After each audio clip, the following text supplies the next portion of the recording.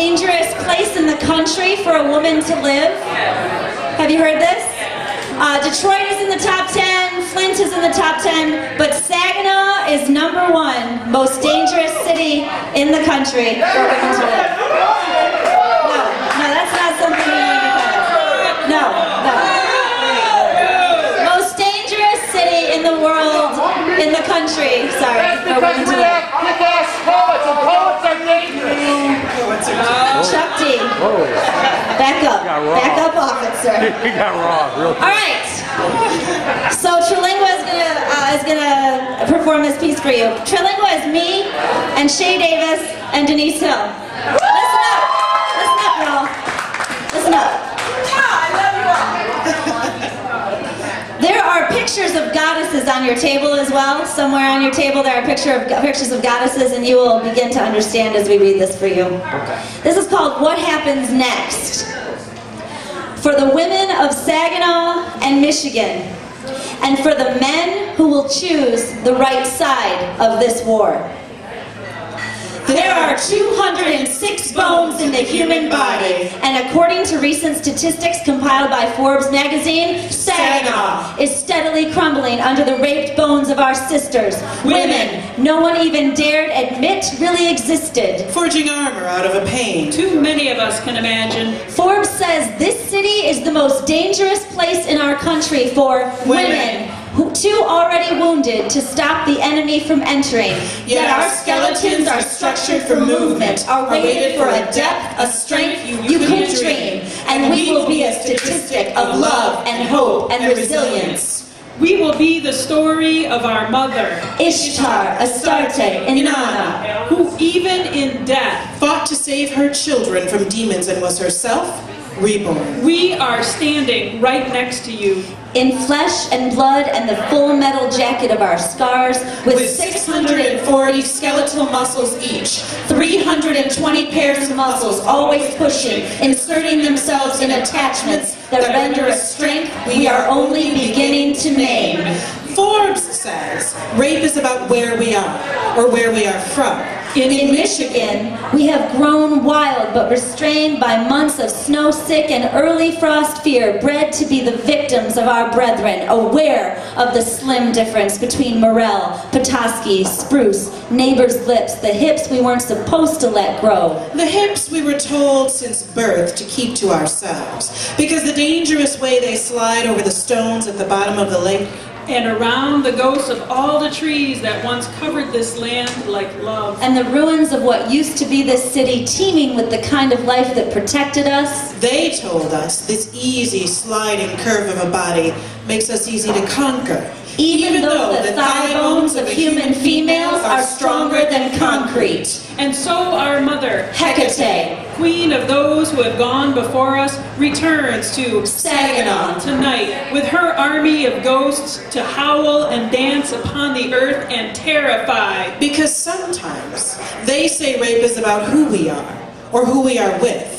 Or occasionally it is about what we wear or do not wear, or drink or do not drink, or about what we imagine is possible and what is not possible. There is the possibility that rape is not the end of our numbers, but only the beginning. We are not just those statistics raped. We are the phoenix rising from them. The possibility that the most dangerous place is our own backyard, where as soon as we were girls, we were gagged with, "Aren't you a pretty young thing?" The possibility that we are just a thing. Or the possibility that we could still be wild as land, breaking beneath newly tamed hooves. Shh. Humming. Each time we lift a conch to our ear, we still hear a blood that cannot be stopped from running. Toward the turned swords of our undoers, who now themselves will be undone. We run into this battle with our mother, Diana, never fearful, goddess of the hunt of places savage and wild as our hearts. Our mother's blood runs through us, has been sacrificed for us. Our mother, Kuan Yin, goddess of compassion and mercy, refuses to abandon us as long as suffering exists. And while there are still 100 billion nerves in the human body in need of rebuilding, and 200 billion new red blood cells each day for the reparations,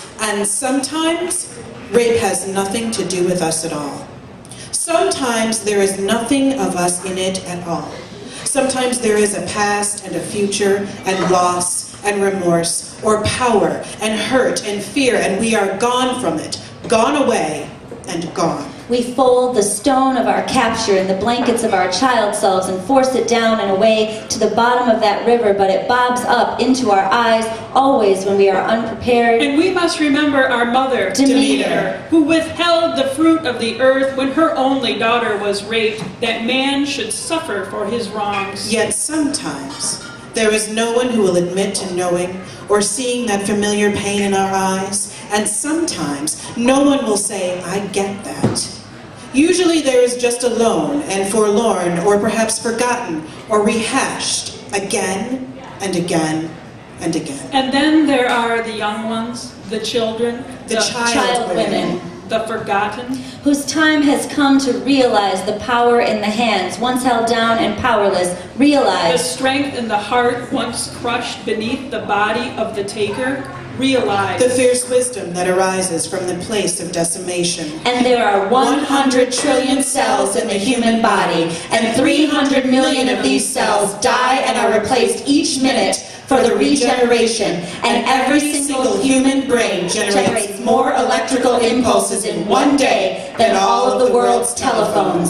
so that we know change is entirely possible. And we want to be a statistic of strength and compassion, and we are worthy of this bone and muscle, inherited from Ishtar, Astarte, Inanna, Hecate, Diana, Kuan Yin, Demeter. So we are standing right next to you, sisters through our mothers. We share this lineage of women, of power, of fortitude, of tenacity. just as our mother Is an army. birthed fire from her womb, we will consume the grief we were given. Our mothers were Women. women who stood together to fight against their fears. Refuse to be less than, lower than, minus anything that made them whole. Our mother Oshun. heals our wombs, fertile with the strength to choose, to decide. And then Forbes magazine wants to tell us it's about where. Because where is an easy word. Where is an acceptable word. Where lays the blame and shame and calls it poverty or crime, gives rape excuses, like joblessness. But where doesn't even seem to wonder why, or how, or what happens next. Forbes won't mention the billion-fold army that will grow in the bodies of these so-called victims. The statistics will not reflect the repair. The 20 feet square of skin that replaces itself each month so that we are shedding that dark past. And emerging, wholly new. The numbers will not mention the revolt, the restructuring of a culture. So what was once done to us will not be done to our daughters. Will not be done to our children. often we hear that Saginaw Saginaw is that kind of place. Or full of that kind of people. And then we might get afraid and move away or run away. But don't play their games. Don't be afraid. Don't run away.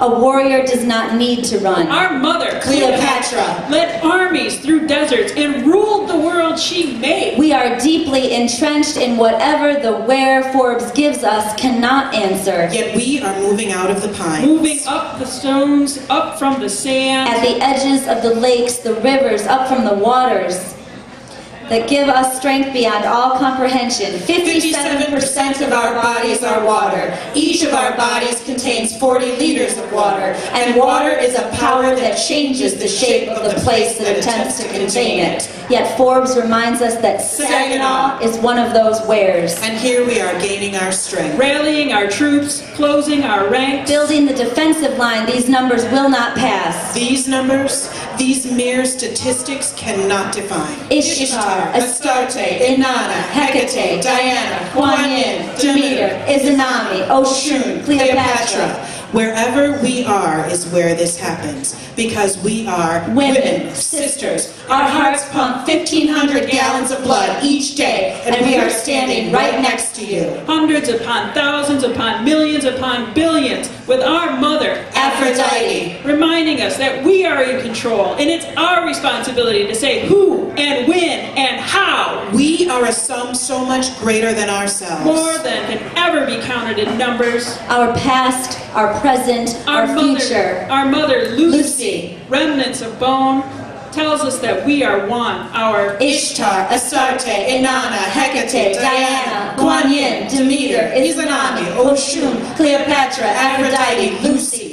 Saginaw is our here. Our where? Where we are standing right next to one another, each of our hearts beating 100,000 times each day. And our first offense is speaking out, spitting out the truth, saying it with our voices, which takes 72 different muscles each to manage, and a courage beyond all words. Our tongues are the only muscles in our bodies not attached at both ends, which makes them very much like whips, like weapons. And each of us has one. Our mother, Isis, goddess of wisdom, makes magic with her language. We will too. A magic that will heal this Saginaw, this Michigan, and we are standing right here next to you. Soldier to soldier. Ishtar, Astarte, Inanna, Hecate, Diana, Kuan Yin. Warrior to warrior. Demeter, Izanami, Oshun, Cleopatra, Aphrodite, Lucy, Isis. We will be a statistic of change, standing here together. Mother. Soldier. Warrior. Women with one steadily beating heart.